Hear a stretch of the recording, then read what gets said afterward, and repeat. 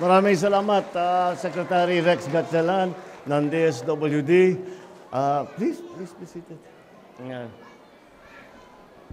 Wala na, hindi na tayo pinapakinggan itong mga ito. Binubuksan na yung mga regalo nila. Ano ba talaga laman yan? Sige nga, ipakita nyo sa amin. Ito, sabi nila maraming senior daw dito. Wala naman ako nakitang senior dito. Puro bata. Masyado kayong bata para maging senior. Para pati ako mababa yung aking edad. Maraming salamat at ako'y tuwan-tuwa. Nakita nyo naman dahil ramdam na talaga ang Christmas spirit, lalo na pagkanto ating mga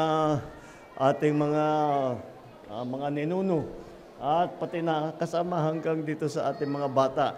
Kasama ating Mayor Lacuna ng Maynila na ang LGU pala ang nagpapatakbo nito.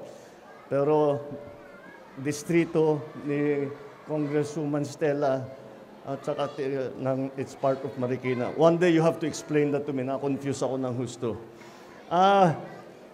Magandang umaga po sa inyong lahat. Merry Christmas po sa inyong lahat. Kami po ay nandito dahil talagang nagsimula na ang Christmas season.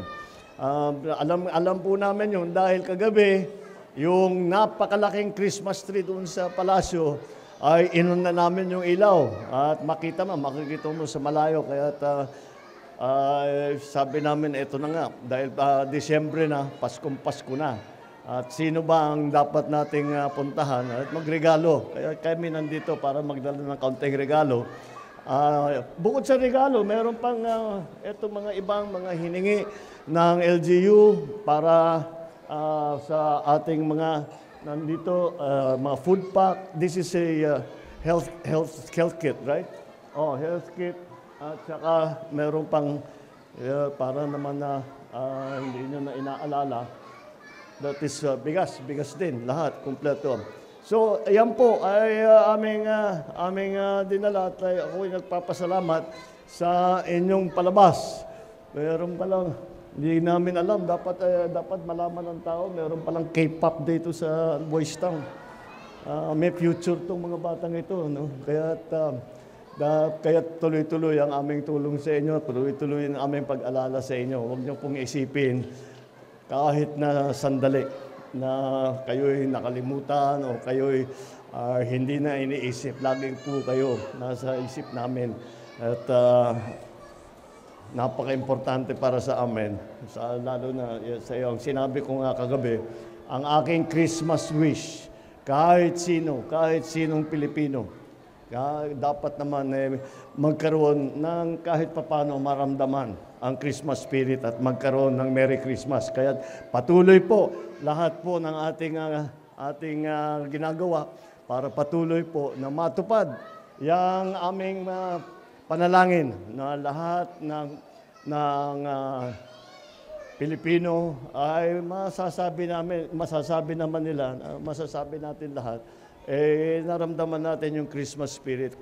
Sa harap ng mga dinaanan natin, may mga bagyo, may mga sunog, pero Pilipino tayo sanay tayo sa ganyan. Kahit na natisod tayo ng konti, tatayo at maglalakad ulit at wala tayong magagawa. Matitigas ang ulo ng mga Pinoy.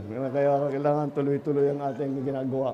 Kaya ang Pasko, siguro sa kalendaryo ng Pilipino, ito ang pinag-antay. At dahil itong chance natin na medyo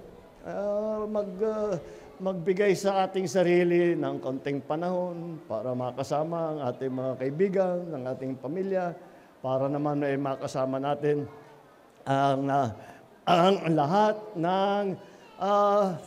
na kasama-sama natin na mag-celebrate at maramdaman natin na meron naman, mapag-isipan natin kung ano yung nakaraan na taon. Medyo maraming nangyari sa atin itong nakaraang taon. Paano ngayon ang gagawin natin sa susunod na taon na 2025? Halos hindi ako makapaniwala mag-2025 na. Pero ganyan talaga ang takbo ng panahon. Kaya nandito lang po kami. Asahan po ninyo. Huwag po kayong mag-isip na kung ano ang huwag niyo pong iisipin na hindi kayo namin inaalala. At kung ano man ang pangangailangan ninyo, nandyan po ang ating mga local government officials, nandyan po ang ating DSWD. At kami nandito lang naman po upang magserbisyo sa inyo. At yan lang naman ang aming trabaho, makapagserbisyo sa taong bayan. Siyempre, kasamang-kasama kayo dyan.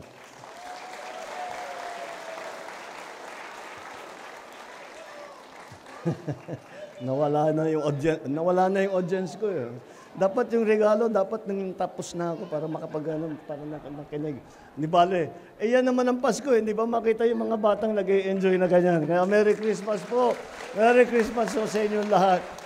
At yung inaakala namin, kami ang pagdadala ng tuwa dito sa inyo. Ay sabihin ko sa inyo, ang totoo kayo, yung mga ngiti ninyo, yan ang nagpapatuwa naman sa amin. Kaya Merry Christmas po. Mabuhay po kayong lahat. Maraming salamat po. Maraming salamat po aming mahal na Pangulo.